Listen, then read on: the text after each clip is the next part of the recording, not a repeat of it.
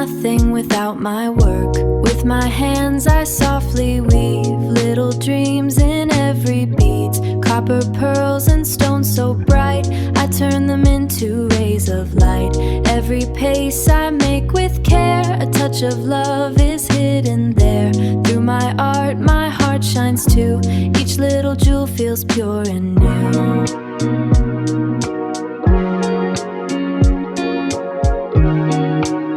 Hi everyone, I hope you are all good. Today I'm going to share with you a very beautiful purple flower pendant, along with a new and interesting crystal beads chain design. It's easy to make, and I'm sure that you are going to love the piece. For this project I used 20 gauge and 26 gauge silver wire, 2 different sized flower beads, small round crystal beads, and some drop-shaped crystal glass beads. So let's watch the full video and leave your valuable comments in the comment section. Your comment helps me to solve your queries and encourages me a lot.